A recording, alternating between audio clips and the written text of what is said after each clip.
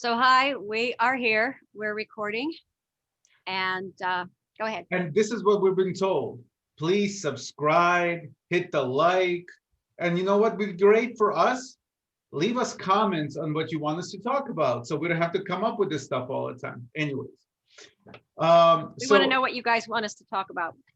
right. So Lao, actually, we were going to talk about going with the flow or letting things happen the way that they should happen, right? Without us interfering with them, without us trying too hard, right? Kind of like Winnie the Pooh, right? The Tao of just right. Just right, exactly. And you know what happened? Literally an hour after we had that interaction on the text, I got a renewal notice from GoDaddy about the 2 monks, 1 cave domain renewing for a year. And I'm like, holy shit. We actually started having this conversation a year ago and nothing happened that year. All we did was to say, Lao came up with this name and then nothing happened, right? There was nothing that could have happened in that time. Until a woman came on board. Right. Because both of us knew that if it wasn't right, it wasn't going to happen. So we didn't push it. And then there came a point where suddenly it was like, it feels like it could be right. Not necessarily that it is right, but it feels like it could be. So I gave Lyle a call. I'm like, hey, what do you think about this? He goes, I have this great woman and she happens to live only 20 minutes away from you and she might be perfect for it. So I said, why not? Let's go take a look. It's 24 minutes, by the way. Oh, whatever. Right. But, what I would love to talk about actually when it comes to this understanding of Taoism is that it's not a passive thing. It's that Taoism is misconstrued as something passive and you leave it alone. It's mistranslated. It's a lot of things like do nothing and everything will be done, right? But that's not the reality of it. The reality of it is that Taoism allows you to lie in wait until the right moment comes. And then because you were in a state of conserving energy, you're able to explode into that moment and really take advantage of it rather than being exhausted and letting it go by. Is that how you understand, Lao? Yeah, in Taoism, there's no false dichotomies. There's no dualities in that way. It's passive and active simultaneously, right? Yin and yang together. So yeah, you lay in wait passively. So we talked about it, and then it went dormant, but it didn't go away, and there were things being done without us doing things. There you right? go. Because he needed to get in particular mindsets. I need to get in particular mindsets. The world needed to get itself particularly ready for it. So you plant the seed and you think, well, nothing's happening. Of course there are things happening, but it's not growing up. The seed's got to grow down first. Got to get to the water table. So when you watch the seed be planted, you're like, no, you stupid seed, you're going the wrong way. Calm the fuck down, Crutchy. It knows where it's going. Stop, let it do its thing. And it grows down and it gets darker. It has to go through the rock. It has to go through the struggle. This is just plants. We're not talking about anything else. So don't think I'm being allegorical here. But first, it has to self-destruct. So the thing that you want must first destruct itself, then grow in the wrong direction and grow more into the dark and get deeper into the stony part that's far away from life before it's ready and has this foundation of stability to grow up into the air and then up into the light. And then Mr. Buddha, I don't know, whoever the hell is waiting for it, finish the analogy the way you want to. So I would add this part to what you're saying in that analogy, and that is that, you can plant the seed, you can water it, you can put it in sun, but no matter what you do, you are not growing that plant.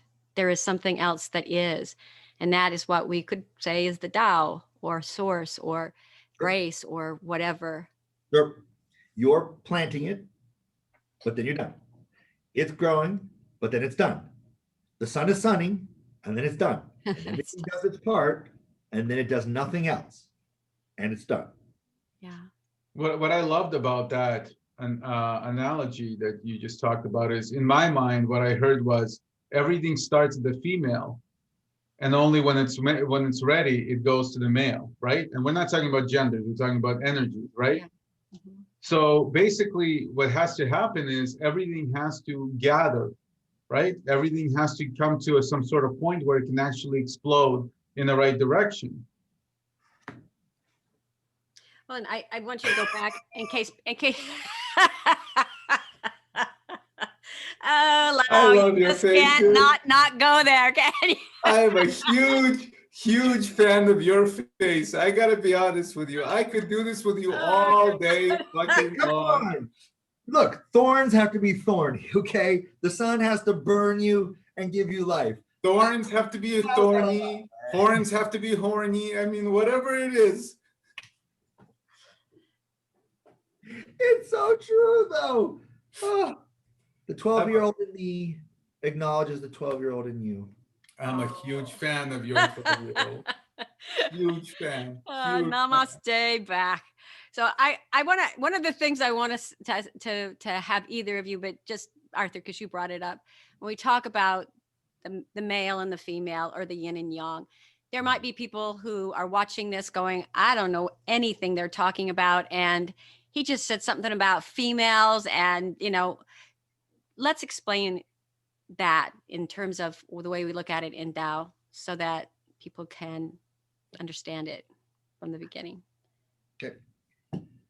When we talk about male and female, we're not talking about Archie Bunker and Gloria Steinem. Right? If you got the Gloria Steinem flag and you're ready to wave it, oh, swear to, calm the fuck down, put it away. The concept of male and female is a symbol. Never mistake the symbol for the things we're trying to symbolize. Okay? This whole Because I wear the pants in this family.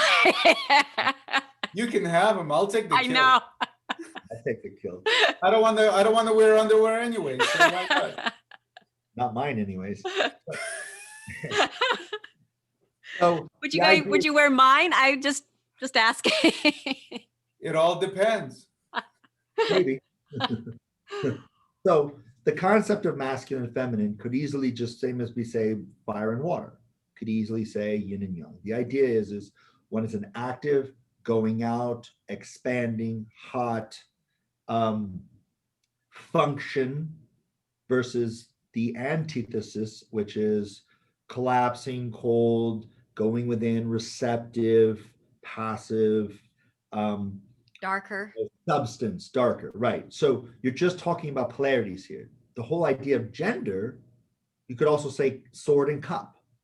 You could say ones and zeros, right? So we use masculine and feminine typically for the expressive and the introvert type of way of doing things. But it's just a concept. And if that word triggers you, you need to, there's a Taoist breathing technique. It's like this. You build a bridge and then you get the fuck over it. And so, words are just a symbol for things. Don't listen to what you think they mean. Listen to what they're actually symbolizing. Okay. And so when we talk about masculine and feminine, for example, the heart, the muscle, the tissue is feminine, it's yin. The heartbeat, that's masculine, it's yang. But you can't have a masculine without a feminine, right? So can you have a heartbeat without a heart? I mean, I'm sure somebody's going to tell me hearts are a social construct, Lao. I get it, but I don't. So you can't have a heartbeat without a heart, and the heart won't stay a heart without the beat. So therefore, they are inseparable. There is no superior or They depend on each other. right. But there's no concept, right? So where people get these ideas that you're trying to say women are better than men or men are better than women, that's bullshit. That's Confucian. And what I mean by saying it's Confucian is all of China was Taoist prior to Confucius, and in sort of some ways, the beginning with the Yellow Emperor. But then Confucianism came along and said, we got to put some structure to this because that shit, this laissez-faire shit is causing nothing but blood and warfare. And so You Confucius got to said, put some artificial structure to it. right. Well, Yeah. at this point, just structure, because it is artificial. All our structures are technically artificial. But the idea here is if we don't, we're going to keep having bloodshed. So they went, okay, let's put some rules. Emperor above subject, man above women, father and mother above child, brothers above sisters, and it was on and on. And so the rationale was, well, if heaven is yang and earth is yin, and men are yang and women are yin, then if heaven's above earth, men are above women. And of course, the emperor being a dude's like, it seems legit, man, let's do that shit. Let's go, because he benefited from it. But Taoists are like, you literally just punched me in the face emotionally. Like that is the stupidest thing I've ever heard. Because there is no superior, inferior in terms of absolute value. It's just a matter of what are we talking about? So Before you move on from that, in terms of the role that women had in Taoism at that time, tell us a little bit about that. Taoism was feminine. I mean, in terms of like all of the earliest Taoists that put the most seminal works together were all women. You'll see a lot of dudes' name on it because women are like, I don't care about my name on it. I just care that the shit's out. But Mu was the progenitor of China, not the Yellow Emperor. And there was a lot of very disparaging and pretty much, crass stories told about her in order to make her less than in a Confucian society, right? But the first Wu, or before the proto-Taoists, were women, because women were like, that moon thing's got a cycle, and I got a cycle. I don't know, there seems to be a way there. Dudes were not sitting still long enough for that shit. And so the first Taoists who made real contributions to like observing were women. Now, this doesn't really go with the Confucians' way of thinking of things, but who gives a shit? Not Confucian. But in the Tao Te Ching, it even has a line of keep to the female. Mm-hmm. Yeah, right. But here's how they interact with one another, that there can be no superiority. You must use the yang if you want to understand the yin. You must understand the yin if you want to use the yang. For example, if I want to know how your heart is doing, I'm not cracking your damn chest open to look at the heart. I'm going to take a pulse, the yang, to tell me how the yin is doing. I'm going to do an EKG, the yang, the function, which will tell me how the yin's doing. But if I just cannot figure out why there's arrhythmia and VFib and AFib and all of these things, I've got to go in and look at the actual heart to figure out why the function's up. You see, you have to know one, know the other. So this concept of superior and inferior, it's a red herring. It's a false dichotomy. It's a bullshit premise in the beginning. It's why when people play those gender politics, it's like, you're literally sounding like gobbledygook right now. Stop. But it's a great way to keep the masses off balance. Of course. By having gender confusion, it's a phenomenal way of keeping people off balance. And that started with the Catholic, well, it didn't start with, but the Catholic Church, they exploited that very well, sure. right? Sure. Yeah, Mary Magdalene and the Baptist, absolutely. That's the whole idea there. And I'll tell you, this is a really interesting thing, but if you look at every dynasty, whether it's Greece, Egypt, Rome, the French Revolution, it doesn't matter. At the end of every one of them, there's always gender confusion. There's always gender fluidity, and fluidity meaning like, well, men can menstruate. I mean, just crazy shit that you're like, you're literally making no sense. I get the point behind it, but it's like me going into detail between Burberry woven and, Egyptian linen woven. It's like, is this really where you want to be when Jesus comes back? Let's stop. There's real shit to deal with. Kind of random bullshit. I want to also just say that there is there's a concept too that a lot of, like let's say Avalokiteshvara, the Buddhas were they weren't male or female, or there was almost a transgender sort of idea about them, and that the transgender movement is a movement towards the gender neutrality, which is a coming of a new era, in the age of Aquarius, of where there won't be the war between, I guess, the genders, something like that. So that's also out there, and people are there are Yeah. people who believe in that. Do you have any comments on that? Well, the Taoist immortal, the fifth dimension, wrote an entire sutra on the age of Aquarius. I believe it was the Taoist immortal Marilyn McCoo who's doing lead vocals on that one. Well done. Let the sun shine. Go ahead. I understand, but seriously, yeah. So this is at the core of all the mystery traditions in the West and some in the East, which is that, let's say alchemy, for example, right? You've got the prima materia, which is the original material. So if you got gold or you got lead, neither one of those are the prima materia. They're an expression of that prima materia.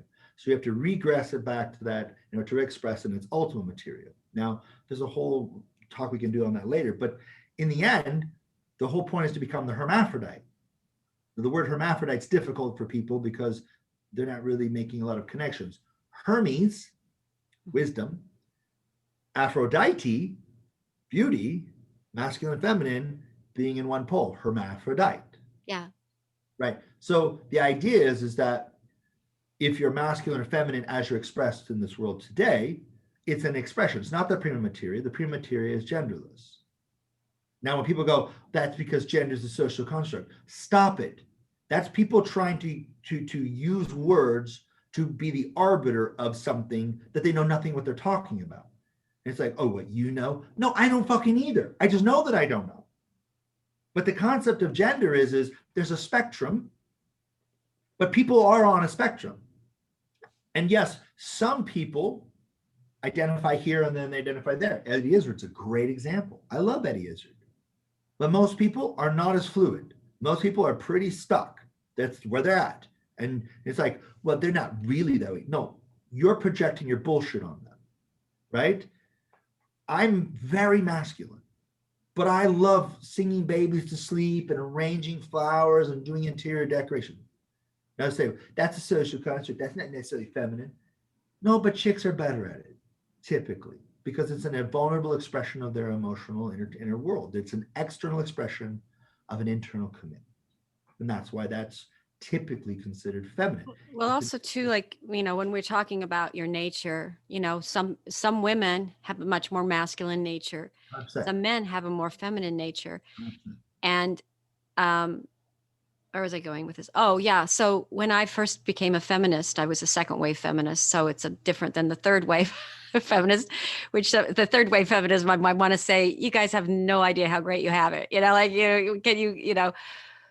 But one of the things that I did, because I completely bought into that, and I had a girl and a boy. So what I did was, with my daughter, I would give her all these trucks and all of the, I was not going to raise her, to only like do girl stuff. And then with my boy, I got him a doll. I got him, a boy doll, obviously, but, guess what? They liked what they liked. It had nothing. I could not, and being the type of, I wasn't really a Taoist back then, but I had that sort of Taoist philosophy. It was like, I'll give them everything that I can and then let them choose. And whatever they choose, I'm going to support whatever that is. So my thought, my idea about how society constructs us, it's like you really can't get away from the estrogen. You really can't get away from the testosterone. The way that affects the brain, affects the body, it just affects the way that you're going to be. And so, yeah, I think that's what you're talking about, being very realistic and not trying to create a theory and then try and prove it, just because. But also, if you are not always thinking about it and you're in touch with who you are, and different moments in time, in different situations, you will pull out different cards and you will act in a different way. And that will just be natural and it will be normal and it will be okay. Everything else is just a construct of society. Right. But, society can be broken down into a yin and yang as well. And the yin and yang at its core is this: those who want to be left the fuck alone and those who want to tell everybody else how they should fucking live.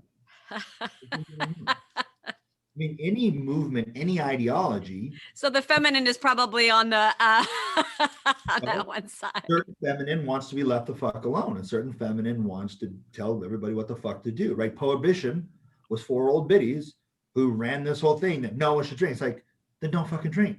Leave them alone, right? But when you think I have been in possession of the truth and I need to be the arbiter to tell you, it's control. Why do people want that control? Simple, because they can't control themselves, so I have to control everything around me so that I don't have to be triggered or anything else. Well, I think people just want to feel safe, and But- it's like, I won't be happy unless I know that you're doing what I think is right. Yeah. And yeah, But That's the all in the end of the day, the feminine uses less energy, right? Because it goes more with the flow. But the masculine uses much more energy trying to explode. But what's interesting about that in Kung Fu, all our punches start in the feminine and go to the masculine. So you have to have both in order to make the best combination. Because if you're only in the masculine, you're just doing that. exactly. There's no acceleration, there's no change. You're just getting from a little bit more to a little bit more. But if you start at the feminine, then the acceleration is massive to the masculine. Now, what's interesting is this same concept works unbelievably in business. Yep, sure. That if you cultivate, if you start with the feminine, then things will actually go the way they're supposed to go, and then you can explode whenever you need to. Yeah. If you start off by running in every direction, you'll never get anywhere. Yeah, the masculine says innovate and grow. The feminine says maintain and assimilate, become stability and all, then innovate some more. So it becomes like a step up versus this masculine rise, which is going to precipitate a masculine fall. Because right? you need time to incubate, which is very feminine, and you can't give birth to something that is unincubated, or it'll be, it won't live. It will have a hard time living. And I Right. also think, we're talking about masculine and feminine. I think that we also talk about trying to balance that masculine and feminine within us. And, I think both of you are very alpha male, very masculine. I think I'm a pretty feminine woman. I've been told that. But I know I also have a strong masculine side at times. And I think that both of you have really, very balanced female too. I've experienced you both with a very sort of, very, I don't want to just say feminine quality, but just that it's very Nurturing. receptive, very open, very, so, and I think that mostly what is the best for any of us is to try and find that within us and balance it so that we know when to be incubating, we know when to be, and I think that's what you guys are really saying. But the more you work on yourself, the more those points will come out as instinct, as like feeling, a gut feeling. And the more you'll just be, instead of even thinking about it, you'll just be that in that moment. Right. But that all requires the foundation, right? The feminine is the foundation. You need to be in a state where you're acquiring all that, where you're working on yourself in order to be able to then explode into those moments. If you don't do that, if you don't have the years, the hours and everything that you put into it, you're not going to have what you need in the moment effortlessly, right? People talk about, this effortless concept with Tao. You just let things happen and everything, or you do things without trying. Well, let me tell you about how much work I had to do before I could do things without trying.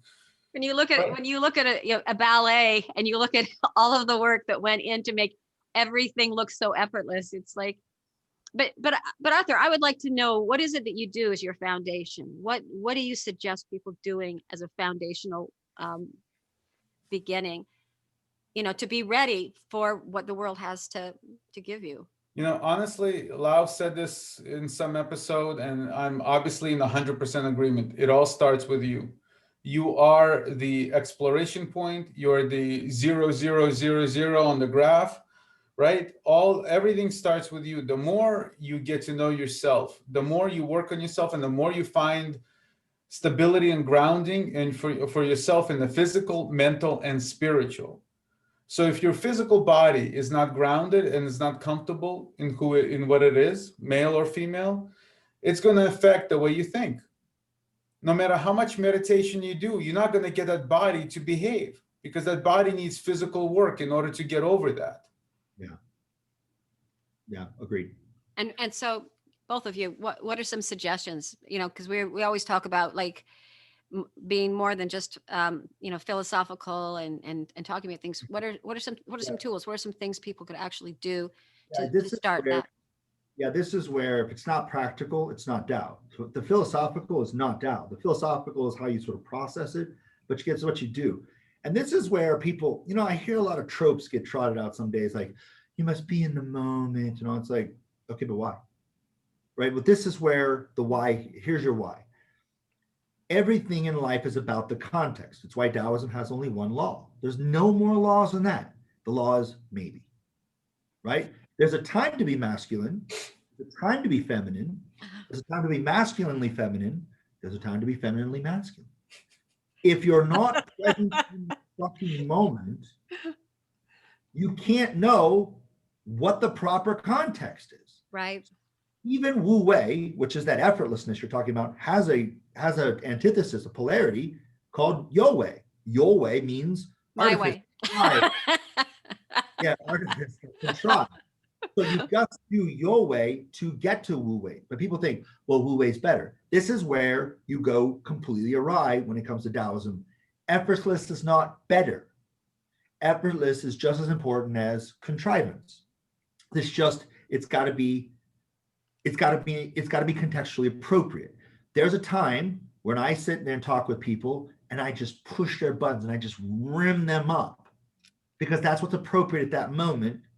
But then there's times where I've held 50-year-old men in my lap while they bawled and just cried and cried. And I am as maternal as a woman from Sevastopol who just takes grown men and does things that we shan't not say them. Dude, don't do that. Don't give me that image. I'm begging you. Because we're gonna make you take your shirt off, okay? Good life. If you start lactating, I'm out. This is the end of our journey together. That's it. If that shirt gets wet in the middle, I'm out.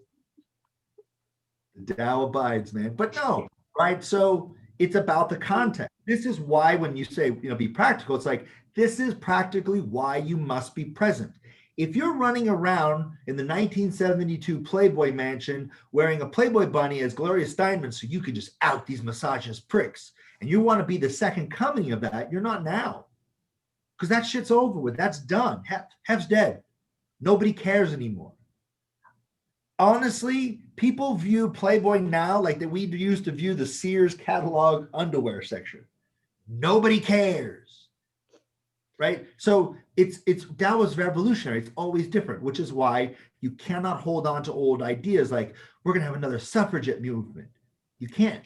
You cannot recreate that. And you can't imagine a fantasy future, right? No. You can't live in the past. You can't live in the future. What do you wind up with? You have to be here now, right?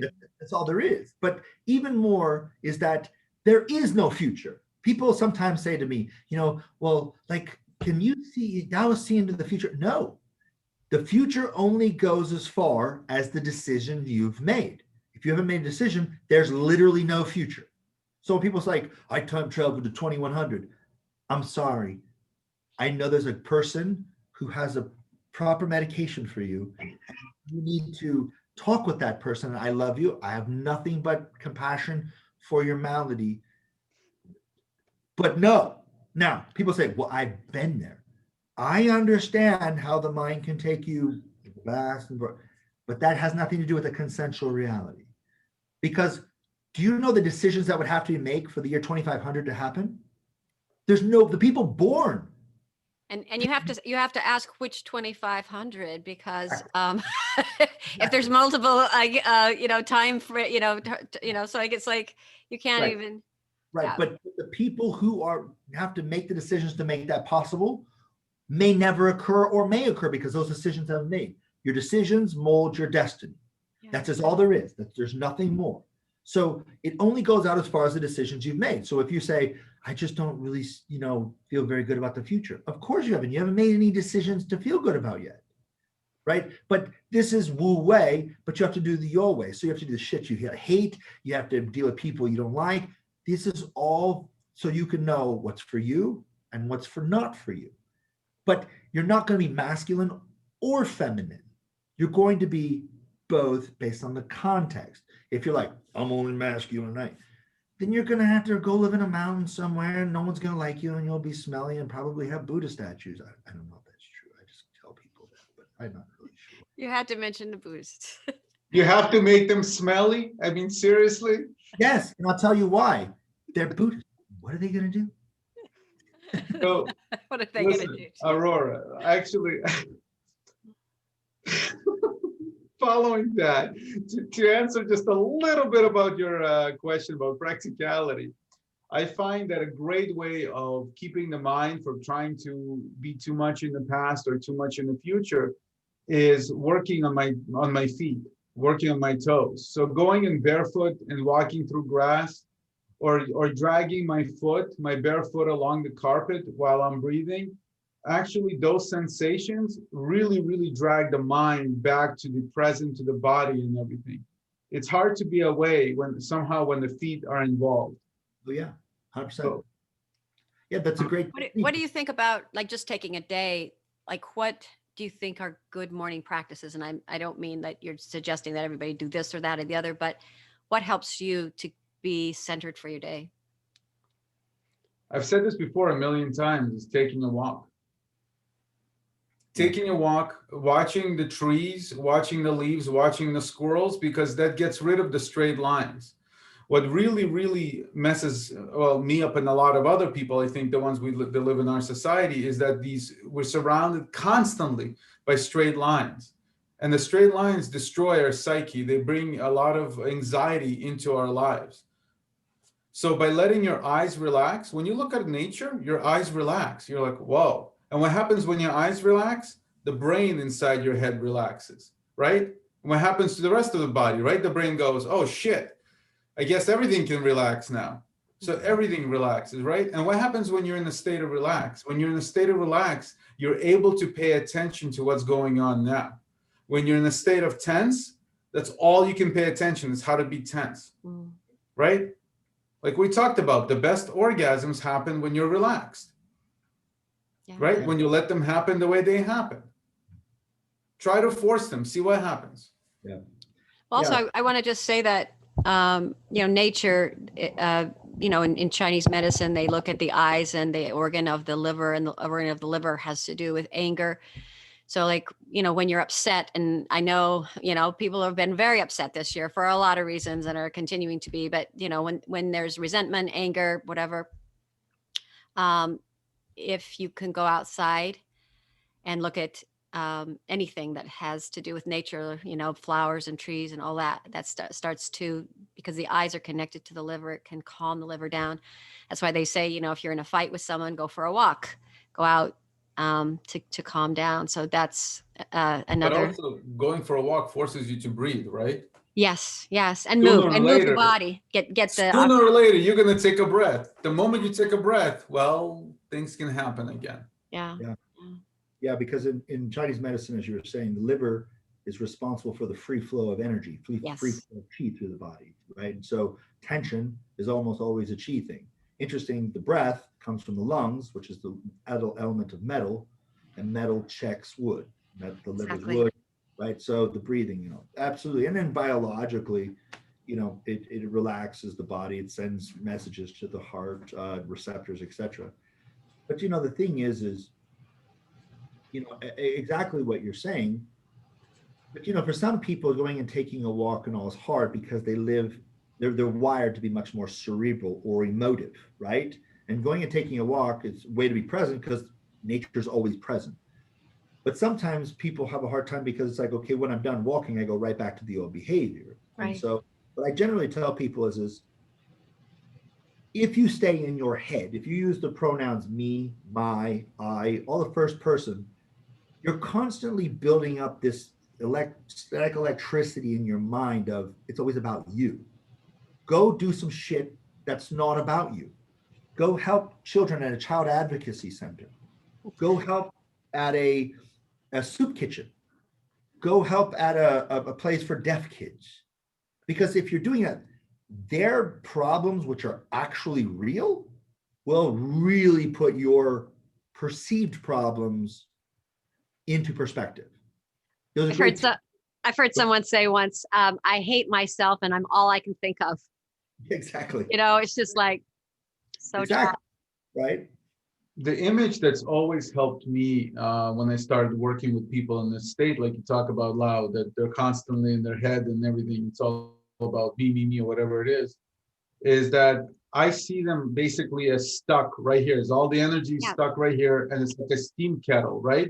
It Yeah. keeps more and more and more and more. So when you actually do go for a walk, and the coolest thing, one of the coolest things to do, one of the things I found is a little bit of walking backwards without looking backwards actually does amazing things to calm this thing down, to bring the energy down and everything. Your feet. So that's the thing is, when you're too cerebral, you're overworking this fucking organ, Yeah. right? And you're forgetting about everything else. Well, So you're how forgetting that long you can have other do- organs too, like your heart and your, Exactly. you know, yeah.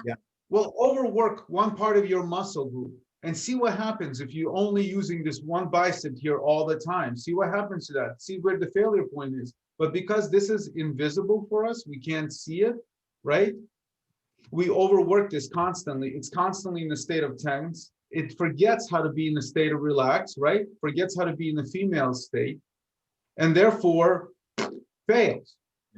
There's actually, that's so cool that you talk about that, Arthur, in just that way, because there's this article about exercising both sides of your brain equally.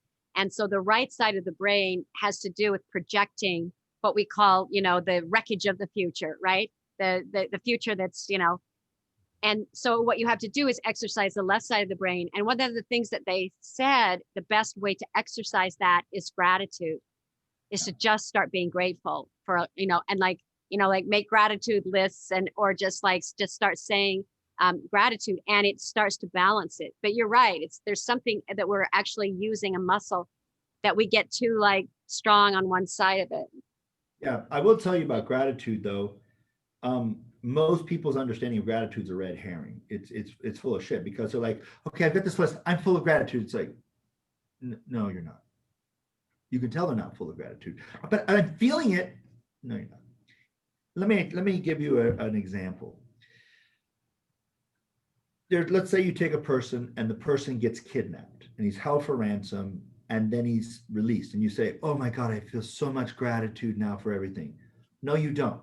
You're full of shit. You're relieved that you're no longer in captivity and that the future you didn't see. That's called relief. That's not gratitude.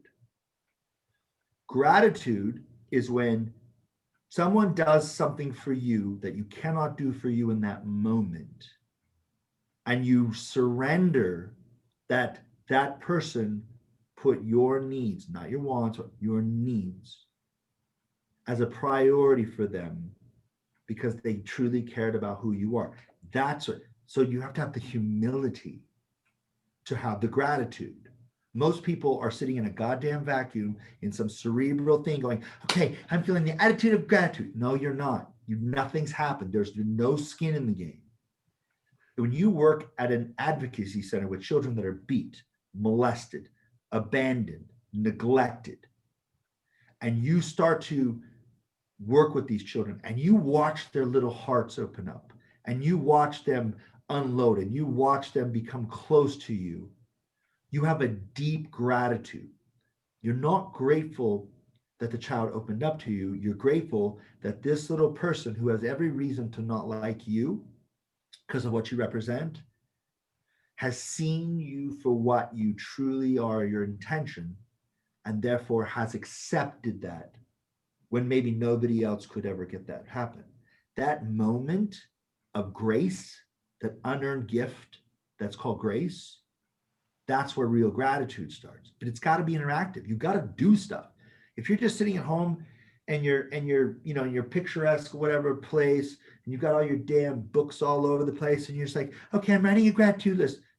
You're no different than somebody just writing a hocus pocus talisman.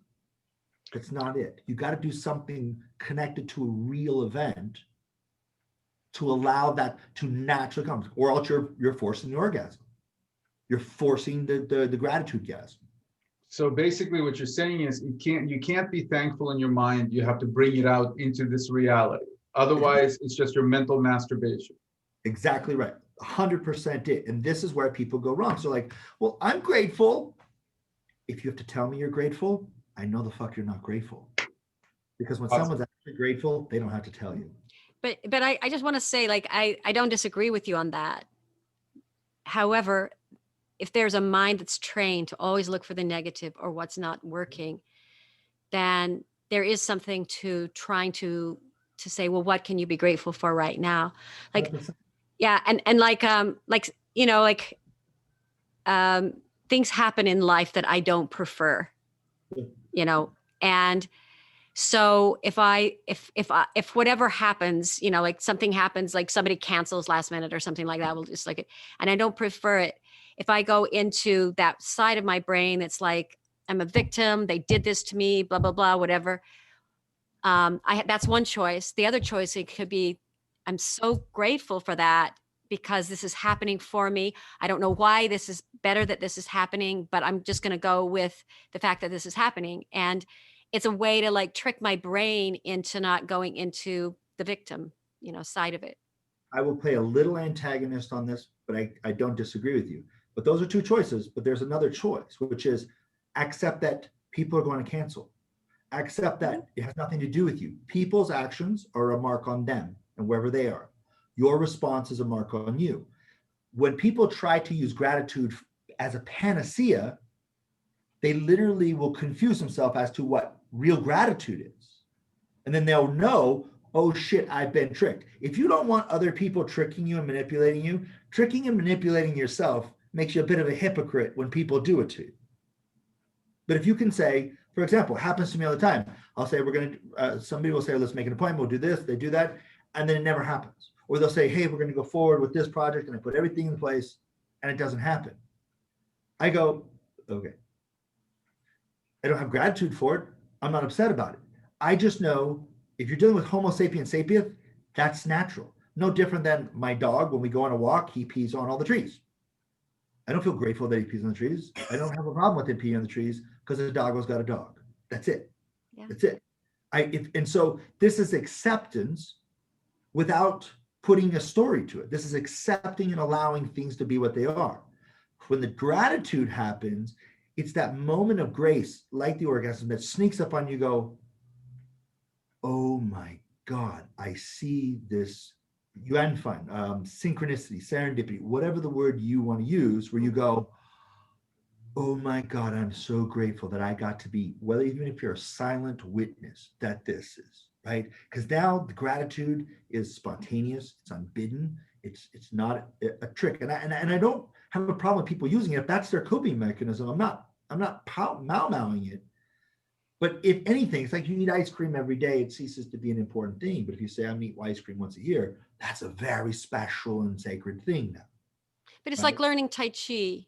Yeah. When you start learning Tai Chi, you're just doing the movements and, Yes. you know, Yeah. so, you know, like what you just did is like, you broke down what I did is just like, okay, something happened. There was an event that happened. It was unexpected. I wasn't expecting that. So you're saying, accept it. Yeah. And then also see where it's better for you that, you know, was the best thing that could have happened for you in that moment.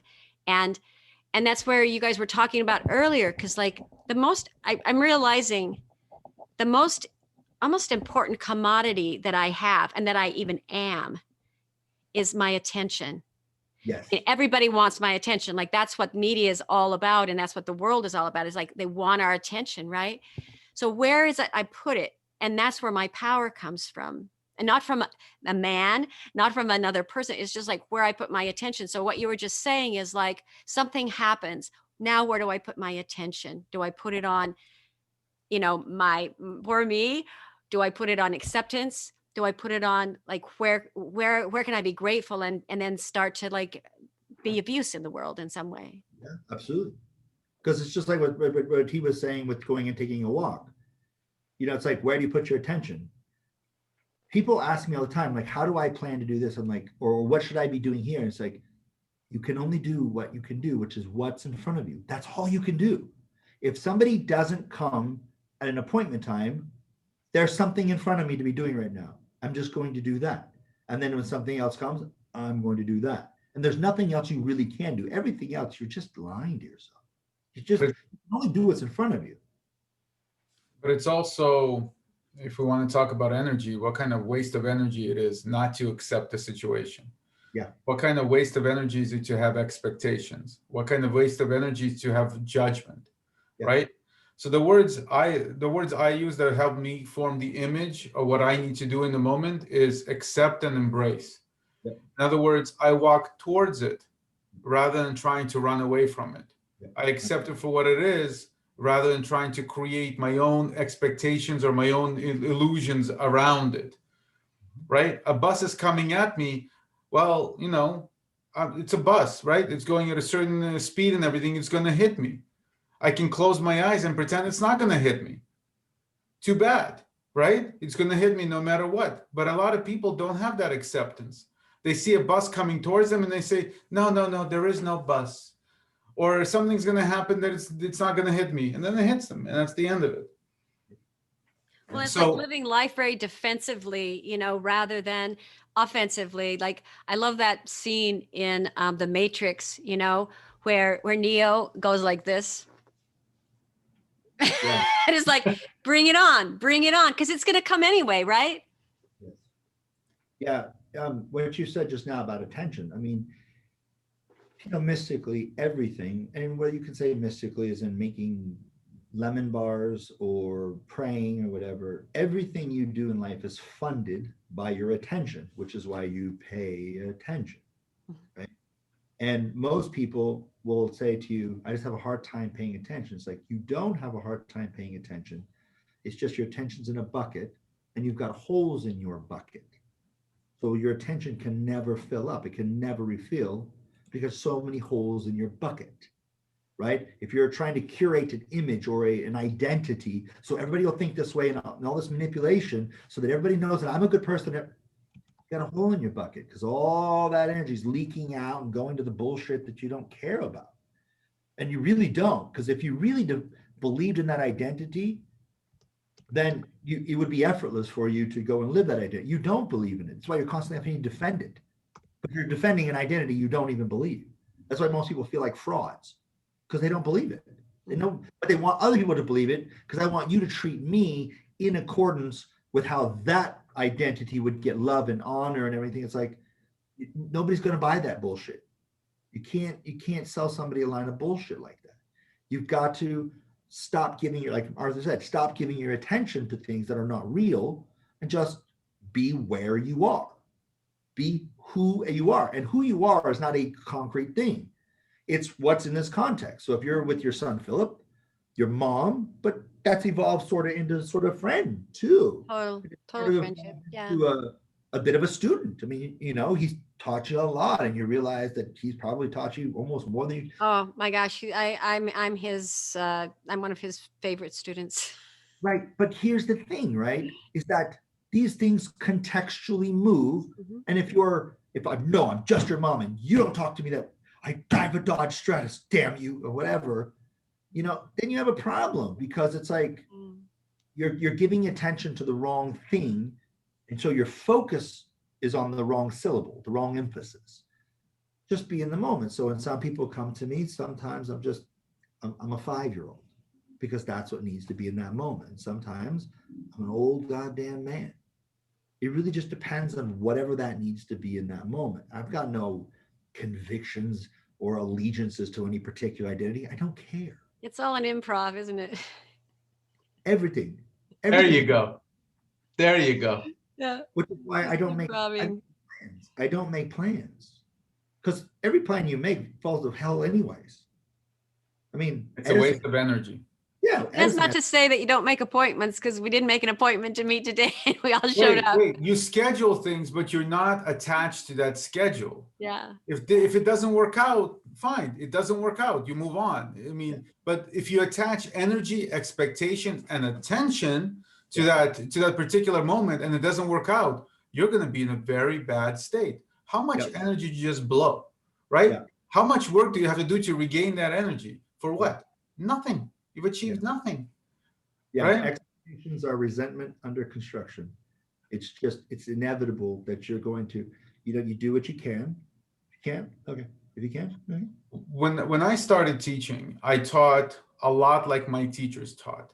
I used the words, I used the phrases, because I had a certain expectations of what a teacher should be like. And not only did I not enjoy that as much, but I didn't get the great results I was, again, expecting, hoping, and everything. Yeah. Only through trial and error, a lot of error, and a lot of learning and a lot of self-reflection and everything, and growing, right? And actually letting go of myself, letting go of expectations of myself, that I start to find my own voice. Once my own voice started coming out, it just flowed. Everything was just like, wow, this is just wonderful, because I'm using 1,000 times less energy to get 1,000 times more of a result. Yeah, exactly right. Well, and we were talking a little bit earlier, and I think we've all experienced this as teachers, where you've said something over and over and over again, and in exactly the same way, or in like all these different ways. And then finally they said, I just heard that. Why didn't you tell me that like years ago? And it's like, oh, it's just the way we get things or how we get them, Interesting something though that you just mentioned too, Arthur, is that, remember I told you that you have to use the yang to read the yin? Mm-hmm. So years ago, I was in particular with a teacher in Guangdong province. I love him to death, and he's a great guy. He never let me call him teacher though. He'd be like, I'm not your damn teacher. I'm just a guy. You're a guy. Let's just do this damn thing and get on with it. But one time he said to me, I said, but it seems like I screw up 1,000 times before I can get things right. And he goes, yeah, but that's how it works. You know that, right? I'm like, but what do you mean? I mean, other people get it right faster. And he goes, no, they don't. Other people accept it faster than you. But he said, let me explain something. If the nothing wants to come to understand itself, it has to understand the thing. It's only the thing that teaches the nothing what a nothing is. It's only the yang, the function, that will tell you what the substance actually is. It's only the substance that will tell you what its function is. It's only your, what you call failures, meaning failure to understand it or failure to do it or whatever. It's only that will teach you why it works and why it was the right way in the first place. Otherwise, you're just doing it by rote, but you're just a dogma follower. That's it. Yep. You're just following a goddamn dogma. You don't know anything. You're just a guy parroting words.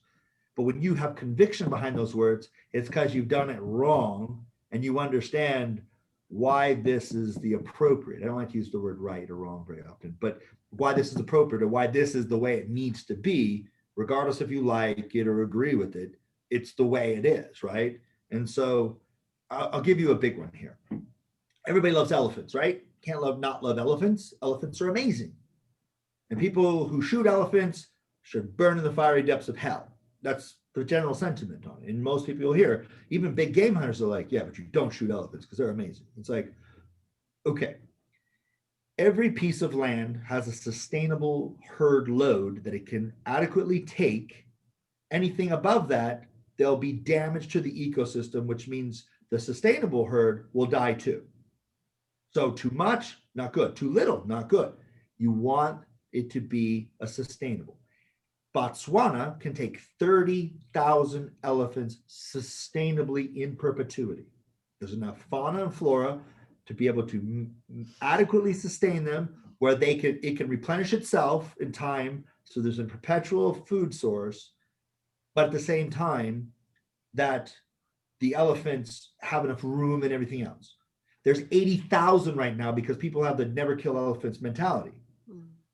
Now, 80,000 elephants, I think, is a greater number than 30,000 if I am understanding mathematics correctly. I'm not sure. We're going to give that one to you. You got the hand from Arthur. Somebody may tell me numbers are a social construct. I don't know. I'm not sure. But I think that's a greater number by almost a magnitude of 3. I think so. Yeah. And so what happens in that is, with 80,000 elephants, if you leave that number there, because elephants is just wonderful, they're going to kill all 80,000 elephants.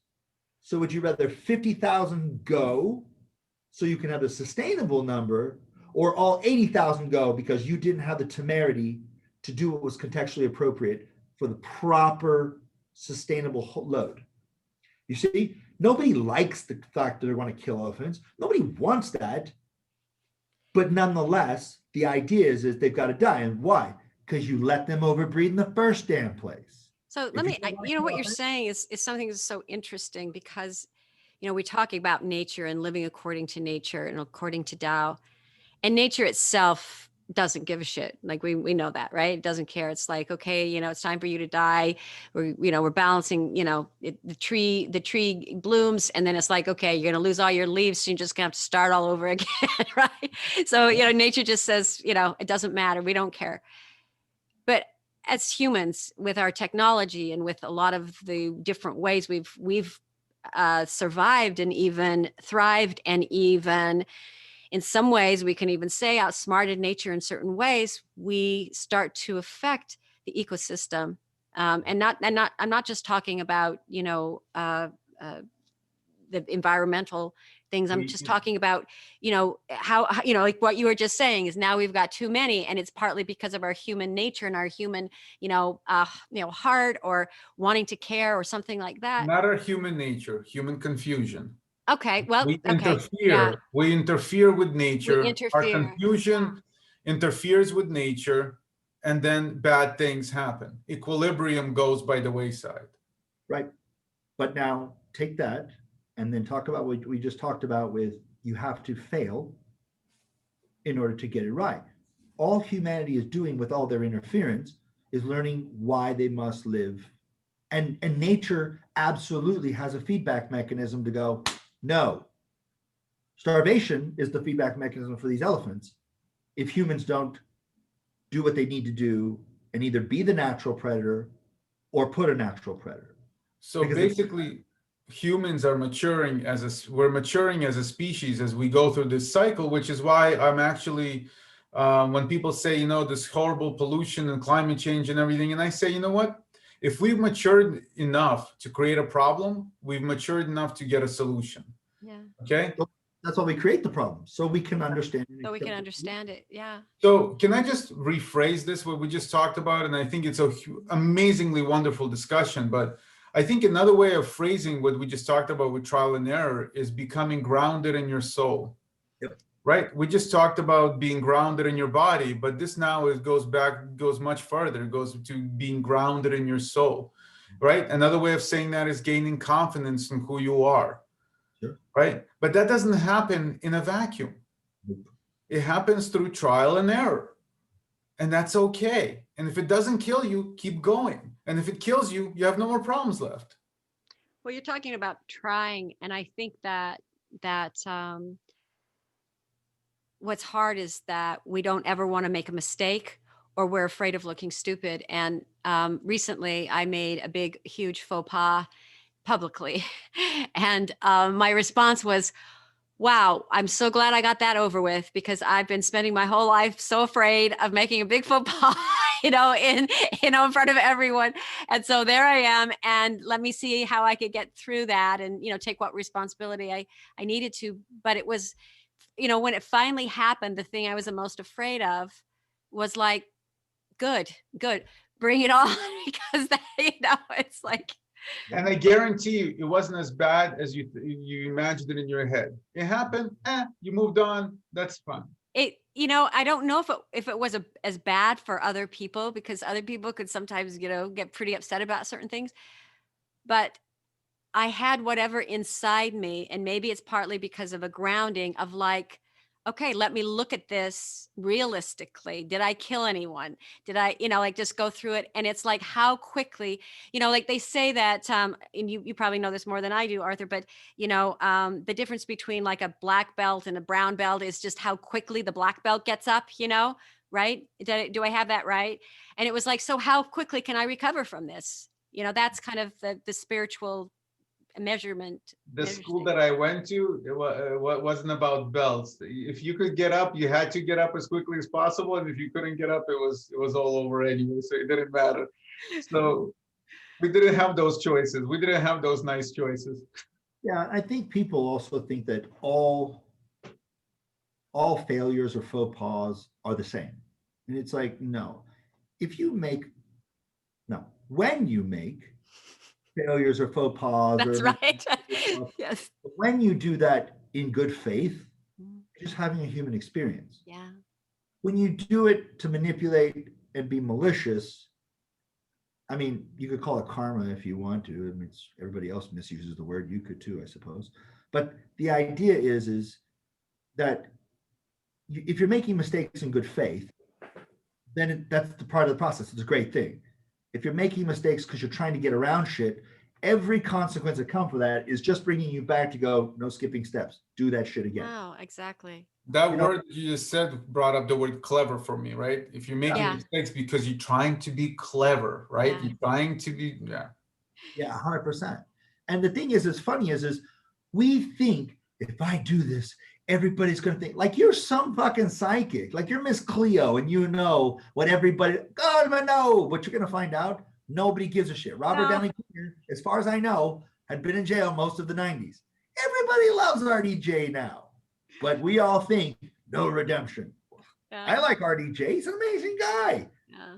Still a felon, as far as I understand the judiciary system. So it's like, calm down, man. I mean, people wear Che Guevara t-shirts. Okay. Che hated gay people and black people, murdered a lot of people, fought against capitalism his whole life. He's on a t-shirt at the Gap. Irony, calm down. You're not as important as you think. Nobody cares. Yeah. But that's what I mean by trying to curate an image. You're trying, I want people to think this, and don't think this, and see this. And it's like, stop. That's where all your energy's going. That's where your attention's going. It's crap. It's 100% crap. Yeah. And that, talking about where your attention is going, what your energy focuses on. And I was one of the first major roles I had was of play. I actually was in The Importance of Being Earnest, and I played Cecily. And at that time, I didn't know the concept of memorizing lines by rote. I memorized them by like the blocking that we were doing. And so I had this line, and I'll tell you the line because it's the only line I remember, but I went up on it. It is always painful to part from people whom one has known for a very brief space of time. The absence of old friends one can endure with equanimity, but even the momentary separation from one to whom one has just been introduced is almost unbearable. So that's the line, okay? And I had to walk across the stage while I said that line. I got halfway across the stage, and I blanked. I just went up, and I could not even think of, I couldn't think of anything to say after that. I couldn't improv it because it's Oscar Wilde and there's certain rhythm to it and whatever. And so I had to, I decided like, okay, I'm going to have to say this line again because the only way I know how to say it is when I'm walking across the stage like this. So I said, I think I'm going to try that again. And I started and I said the line and I got through it. But do you know, for the rest of the play, I was like, get me the fuck off of this stage. Stop the show. Stop the show. And it was like, because my one line that I went up on ruined everything. I mean, that was what was in my mind. And that's all I could think of was, how I had screwed up the whole play. But you know what? The truth was, everyone just went on. All the audience went on. Nobody gave a shit, like you said. It was just like, we just went on. And it wasn't all about me and my one line that I went up on. And, it was just. But Yeah, it's it was a just an dual sword, example. right? On the What's one that? end, you're like, oh, I ruined everything, which you're saying it's all about me. But on Right. the other end, when people are like, no, it's perfectly okay, you're like, but then you're saying it's not all about me. Then it's like, well, You mean I But didn't ruin it is all about me. damn you. I want the power to ruin everything, but then not ruin everything. I had a client years ago. This was when I was in the clinic. This is a true story. She came to me and she says, I really want to have, I need to have these uterine masses taken out. I'm like, oh, she wanted to use Chinese medicine to do so. And I was like, okay, is it causing pain? Is it causing, well, no, I don't really feel it at all. I mean, it does, I didn't really feel uncomfortable, but they're there. I can't feel them, but they're not impeding me. I'm like, okay, so like what prompted you? And she's like, well, I mean, I can't have kids. I was like, okay. So put infertility. I'm using the needles, using different herbs for this. And I said to her, so how long have you been trying to have kids? She goes, I'm not trying to have kids. What do you mean? I'm like, You just said though that these are keeping you from having kids. And she's like, I don't want to have kids. I just want to be able to have them if I did want. It was like, that was such a lesson. If I was a resident, I was like, I get it. I don't want the thing. I just want to be able to want the thing if I want the thing, but I don't want the thing. It's like, got it. Is that the same as being an options trader or something? Is like options in the stock market? Almost identical. I don't want the thing, but I want the option. Yeah, no, it's like, you're just like, oh my Jesus. And you know, but this is how people are. I want the world to see me for my unique specialness. Stop looking at me. God, stop looking at me. I do this really great crone. I call her crone because I think that's an endearing term. I know that when someone is offended by it, don't care, but just to let you know, for me, it's endearing. But she said one day we were out and there was a woman who was kind of getting perturbed because she's wearing a plunging neck line and her decolletage was out. And but then she got angry with the guy like, you creep. And the woman goes, hey, the minute he stops looking at you or wanting to look at you, you're going to be pissed. Yeah, it's true. I was like, so true. Yeah, So true. it's very true. Yeah. I there was a young girl who got really upset because, guy was honking, and she just turned and I'm just like, why? You could smile back and just wave and make his day. Like you have that power too, to make that choice as well. Nope. People, I want the world in accordance with the wave, because if I can't control me, I've got to control all the world around me. Yeah. Oh, that sounds so tiring, man. It's just, I know. even you saying that in a wonderful way you say it, I gotta say, makes me so tired. Do you realize this is one thing I really realized? We talk, it's like playing God, right? It is like the worst job ever. You don't get paid. You have to live with everybody here. I mean, people never obey. It's just like, it's the worst job, like, yeah. And then you're constantly wondering why you're getting the short end of the stick. It's like you let people live rent free inside your head. Exactly. They're squatters, man. But you're letting them be squatters. Exactly. Like, this is the whole thing about I love you unreasonably, right? If I need a reason to love you, then I have a reason to not love you when I don't get that reason, right? But if I just like, fuck it, I just love you. I just love you. And it is what it is. And if you're a dick, I love you because you're a dick. If you're an amazing person, I love you because you're an amazing person. Now, but the thing is if I don't care what you think of me back, I'm free to love you. The minute I give a shit what you think of me, the minute I give a shit what your opinion is, now I've given myself a reason not to love you, or I've given myself a reason that you've taken away. Because when you respond to me or something and I worry about that, now you have an implication on me, which really there's no implication whatsoever. So I tell my students all the time, I love you so much, I don't give a fuck what you think of me. I just don't care. And therefore, be whoever you are. And if you're coming at me and yelling and screaming, I like yelling and screaming. People watch that shit on TV all the time. I get to see it acted in my own private dramas every day, 100 times a day. Now, you really triggered me. Oh, really? Tell me more about that. Yeah. Well, yeah, you said these words and that is very not cool. Oh, I'm not cool. Okay, good. I'm not cool. Ooh, I get to be not cool today. And at the end of the day, you know what happens? Some will go, fuck you, I'm leaving. And 18 months later, Lao, I don't know why you act this way, but can I come back? Come on in, sweetie. Come on back, sweetie. I could that. He didn't just make that up. That actually happened. I'm sure. I know. You couldn't go through that scenario the way he just went through that scenario. And that was not improv. That was definitely something that happened. No, I know. I've been there. I've seen it. I've had those students and they come me and they're just like, it's like hallway sex. Well, fuck you. Well, fuck you. And as you walk by in the hallway, right? And then all of a sudden it's like, I'm not ever talking to you again. All right. And then next thing you know, so Lao, I was reflecting and I see where you were trying to teach me. I wasn't really trying to teach you, but okay, I'm glad you learned something. It's not the lesson the teacher teaches, it's the lesson the student learns. Exactly. So when people say you taught me this, I wasn't trying to teach you. I'm just allowing. If you learn from it, great. If you don't, fuck it.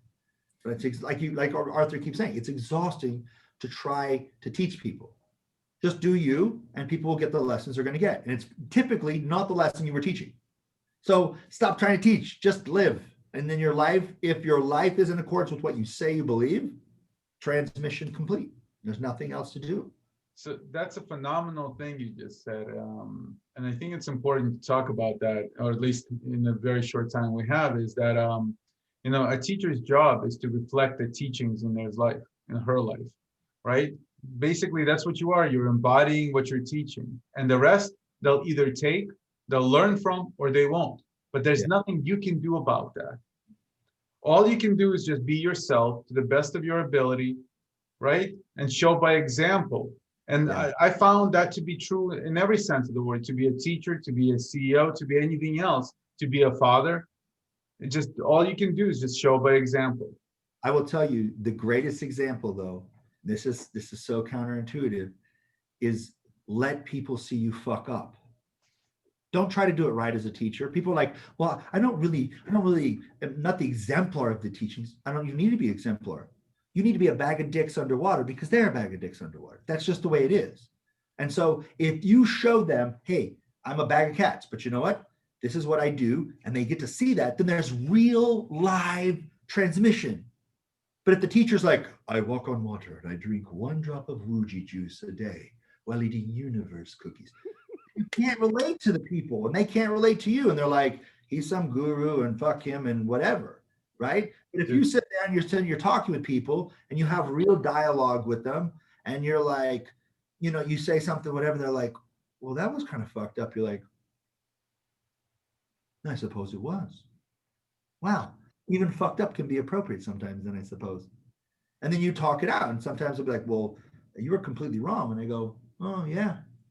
Well, so I was. Wonderful. I did this with a lady in Holland one time. We talked about we're talking about the meninges around the spine, and I had said in the subarachnoid spaces where CSF, or cerebral spinal fluid, was made. And so she went home, and she was fact checking loud. She literally made an appointment at 100 euros an hour to come see me. Ha! Look at here. I'm like, okay, so that's it. And she's like, you were wrong. I'm like, was I? She's like, yeah, you said this, but it's this. I'm like, how do you know that? Because I looked it up. Why'd you look it up? To prove you wrong. So who got what he wanted either way? Your ass wouldn't have found out if I hadn't said it. Therefore, you got what you needed. You got to be right on top of it. And I got you to understand that you had the power all the time. What I say isn't important. What you do with it, that was the real lesson. I don't give a fuck about cerebral spinal fluid, sweetie. I drink enough water. And she goes, but you're teaching people the wrong thing. I'm not teaching people neuroanatomy, sweetheart. I'm not making no fucking brain surgeons here. What I'm doing is teaching you, stop taking me as the authority on anything. Start understanding I'm going to push you to make yourself go be your own goddamn guru. And so you can just stop burdening other people with need to be your exemplar. And she goes, you're a dick. I'm like, right on. Exactly the point. Yes, I am. 100%. But you're welcome. I gave her 100 euros back just to let you know I didn't keep her 100. I wanted to, but I did. So basically, this is what our channel is, everybody, ladies and gentlemen. It's just a bunch of dicks coming to you. We're the feminine. Hey, being a dick is not gender specific, all right? Okay. That's right. Today I do feel like a dick. I do I'd feel like like to I have point one. that out. We talk about 2 monks in 1 cave. No, it's actually 3 dicks coming to you live, right? I see what you did there. We feel very free to fuck this all up, and you can feel very free to turn this off. Yeah, but nobody's doing this out of bad faith, and that's No, we're just giving our opinions, and we don't necessarily all agree with everything that everybody says. I think we're all just sort of finding our way in sussing out the world as we're all trying to live it, and giving our experiences. But yeah. I will say too, if you get nothing out of what we say, which maybe you don't, and that's cool. But we're having fun. Look how three people can interact that don't agree and have a normal conversation with no screen texting, no triggering, no, it's just, hey, I hadn't considered that. Nobody's attached to any one point of view as the truth. It's just three people enjoying each other more than we're enjoying being right or our own bullshit. And I think there's something, you were talking about a little bit earlier, Lao, and maybe you did a little bit, Arthur, but we learn things in the world and we comply. It's like we comply. Okay, these are the rules. We comply to the rules.